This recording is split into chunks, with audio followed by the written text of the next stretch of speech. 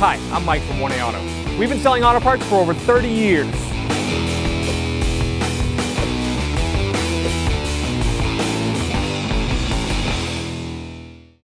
Hi everyone, Sue here from 1A Auto, and today I'm going to show you how to reset your oil light maintenance procedure on an F-150 2011.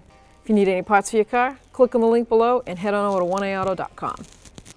So to reset the oil light procedure, you're just going to, in mileage, turn the key in the on position.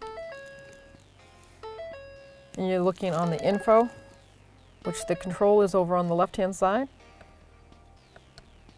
And we get to this setting, and you're going to go down to Settings,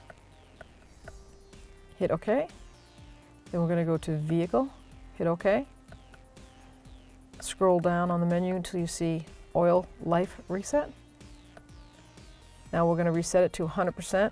We're just going to hold the button as it's resetting, and it tells you you're all set. We're ready to go.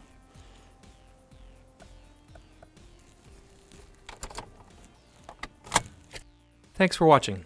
Visit us at 1AAuto.com for quality auto parts, fast and free shipping, and the best customer service in the industry.